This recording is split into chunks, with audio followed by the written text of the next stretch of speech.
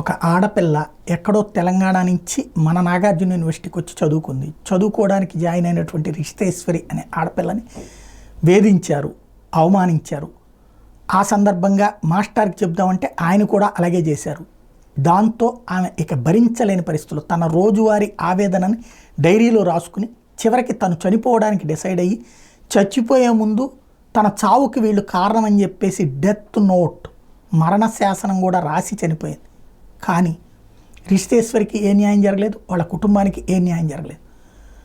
దాంట్లో అసలు విశేషం అలా ఇక్కడ విషయం ఏంటంటే తెలంగాణలోని వరంగల్కి చెందిన రిషితేశ్వర్ 2014లో పెదకాకాని మండలం నంబూరులోని ఆచార్య నాగార్జున విశ్వవిద్యాలయంలో ఆర్కిటెక్చర్ మొదటి సంవత్సరంలో జరిగింది. అక్కడే మహిళా వసతి గృహంలో అంటే హాస్టల్లో ఉండే బీఆర్క్ 4వ సంవత్సర విద్యార్థులు దారావత్ జయచరణ్ నాయక్, బోర్లంపాడు మండలం అంజనాపురం, నరాల శ్రీనివాస్ తూర్పుగోదావరి జిల్లా తాళరేవు మండలం చొల్లంగిపేట రిషితేశ్వరిని ప్రేమిస్తున్నామంటూ వెంటబడ్డారు. వీళ్ళకి 2వ సంవత్సరం విద్యార్థిని దుంప అనీషా నాగసాయి లక్ష్మి బాపట్ల జిల్లా చెరుకుపల్లి మండలం కనగాల అమ్మాయి కూడా హెల్ప్ చేసింది. రిషితేశ్వరి వాళ్ళ ప్రేమను నిరాకరించింది. అయినా వాళ్ళు వెంటపడి వేధించారు. 2015 మే 18న హాయ్లాండ్లో నిర్వహించిన ఫ్రెషర్స్ డే వేడుకల్లో జయచరణ్ నాయక్ శ్రీనివాస్ ఆమె పట్ల అసభ్యకరంగా ప్రవర్తించారు. విషయాన్ని ఆమె కాలేజీ ప్రిన్సిపల్ బాబురావు దృష్టికి తీసుకెళ్లిన ఆయన పట్టించుకోలేదు.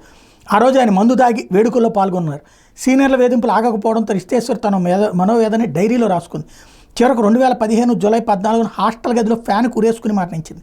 ఈ ఘటనకు ప్రిన్సిపల్ బాబురావు, విద్యార్థులు సాయిలక్ష్మి, జయచరణ్ నాయక్, శ్రీనివాసులని బాధ్యులుగా చేస్తూ రిషితేశ్వరి తండ్రి పోలీసులకు కంప్లైంట్ చేయడంతో పెదకాకాని పోలీసులు కేసులు నమోదు చేశారు.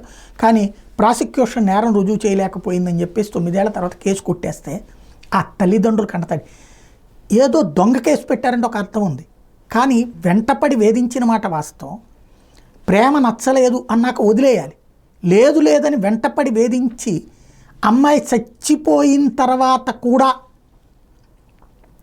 న్యాయం చేయకపోవడం ఒక ఎత్తు అయితే, దాన్ని రాసిన వార్త రిషితేశ్వరి ఆత్మహత్య కేసు కొట్టివేత అని రాస్తూ తీర్పు వెలువరించిన గుంటూరు ఫోక్సో కోర్టు నాడు రాజకీయ రంగు పులిమిన వైకాపా సుదీర్ఘంగా 9 ఏళ్ల పాటు విచారణ. అంటే ఇందులో వైసీపీ తప్పు చేసిందట. ఏది? ఆత్మహత్య చేసుకున్నటువంటి అమ్మాయి నన్ను వేధించింది అని చెప్పినా కూడా కేసు ఎందుకు కట్టలేదని వైసీపీ నిలదీస్తే అప్పుడు కేసు కట్టారు. అది వైసీపీ తప్పు చేసిందట. అంతేగాని రిషితేశ్వరికి అన్యాయం జరిగిందని కాదు. మనం జర్నలిజం వైపుకి వెళ్తున్నామా, లేదా ఇంతగా మన వాతావరణం మారిపోతుందా, ప్రతి చెడుని కవర్ చేసేటటువంటి స్థితిలోకి మనం ఎదిగిపోయామా ఆలోచించుకోవాల్సి ఉంది.